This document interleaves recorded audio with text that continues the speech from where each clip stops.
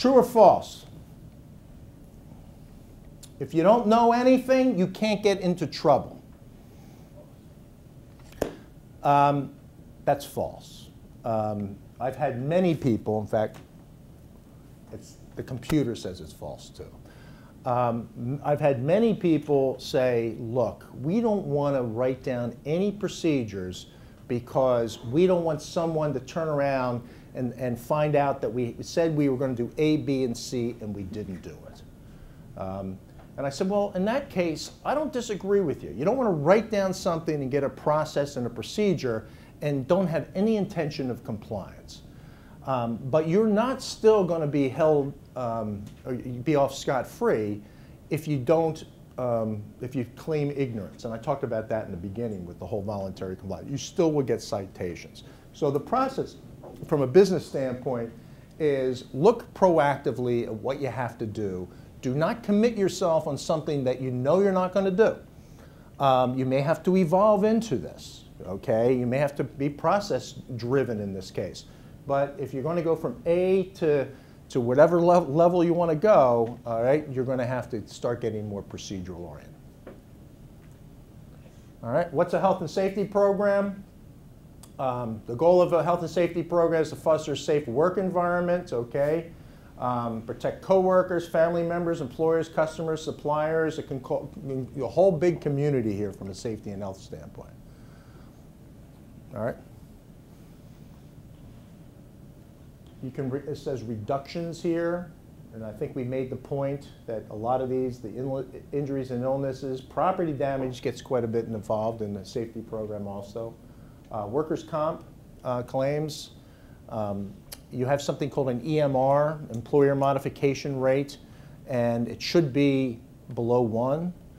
That's always a good indication. If it's not below 1, then you're paying too much. And even if it's below 1, you want to get it lower because this is a algorithm, a multiplier to your actual premium and lost time.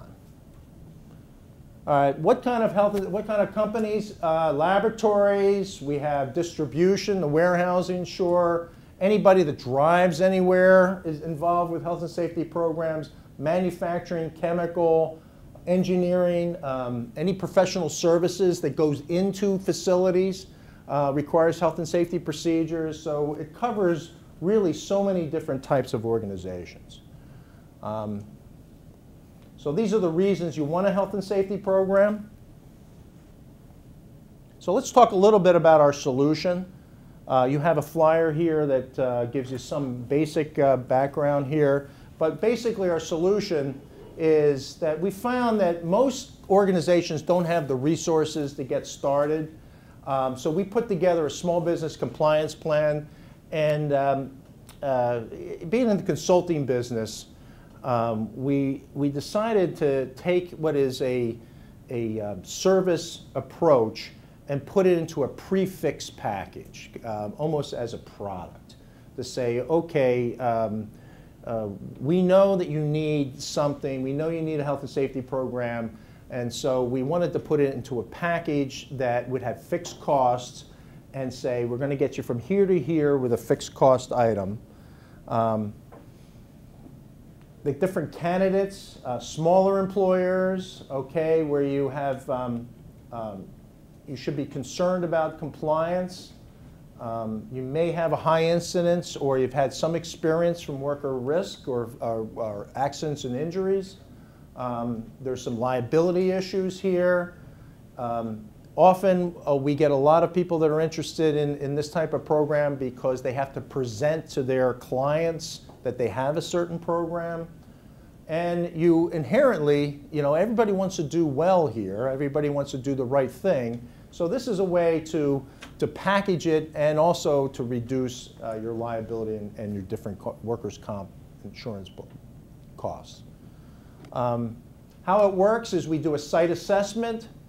If we start a small business compliance package with someone, we'll go in, we'll do a site assessment, a needs analysis, a gap analysis, whatever you want to call it. Often we called it audits in the old days. And then you have an action plan. And the action plan may also be related to what are your real concerns? You know, are your big issues fall protection? Are the big issues fleet safety? Are they electrical? Whatever the issues happen to be. Are your workers' comp claims fairly high? You know, whatever the issues happen to be. Then we give you a customized safety manual based on the action plan and the site assessment. Then there's a health and safety expert, and we go on a scheduled basis 4 to 10 sessions a year. And these sessions basically are to keep the process moving, to engage people that are part of the company and designate the company to do certain things. They might be training, and they generally have a training component every time you go. And the difference between 4 and 10 really has to do with what you do and how, you know, what your risks are and how far along you have to be and you know, how quickly you want to get there. Assistance with the gaps, give you guidance through the OSHA compliance. We also, because you're now part of the process, part of the team, you know, availability, questions, calls, things like this, that's whole part of the package, and a whole bunch of safety training. And you get even more. You have here, you know, we do a lot of work. We've been doing this a lot of time, so we now have on call what they call the A-team, if indeed you need an A-team, you know, if you have an OSHA inspection, for example, okay? So this is this, and you get a relationship, which always helps. Is anybody in the professional services business, if you can get a relationship and you can be there, tends to drive the cost down and the performance up when it becomes a long-term approach. And that's been the success of our company, is to develop these relationships with companies. So you just keep on moving forward, and ultimately you're moving, your performance is getting much better over a period of time. So how does it work? Someone comes in and the compliance needs usually takes a day, maybe 2 days, depending on how complicated it is. You get a report, and you get an annual plan. The manual is customized, programs, procedures, toolbox talks. So from a compliance standpoint, you have it, and it's tailored. It's not going to put something in there that you're not intending to do. So that's part of the education. This is where we're going to evolve. And the working sessions, some of it's technical support, working one-on-one or one-on-two with various people, and a lot of it is going to be at least an hour or a half hour or 45 minutes of some sort of training that needs to be done as part of the ongoing compliance program. All right, each working session is a 4-hour block of time. And we talked about some of the things of what it is. 4 hours block every month, every other month, every third month, depending on the frequency that's been arranged. And if you need program, why do you need it? And we talked about a lot of these things, the regulations, fulfill a build, OSHA inspections. We've actually gone to bid meetings with people, you know, that might be extra. You know, but this is whole part of the relationship, depending on, again, you're making the call, and it gives a good kind of three-dimensional aspect of the health and safety program. So some of the aspect of, if you need the program, this is what you get. All right. So where do you start? Where do you go? This is the end of the presentation. We can help you get a path to make sure you're in compliance with OSHA.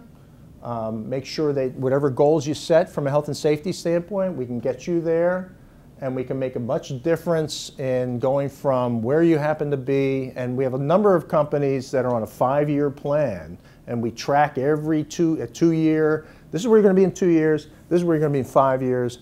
And the beauty is, when you start moving these goals and meeting these goals, you are also seeing the performance and the lowering of accident and injuries occur at the same time. So it's kind of a double-pronged approach.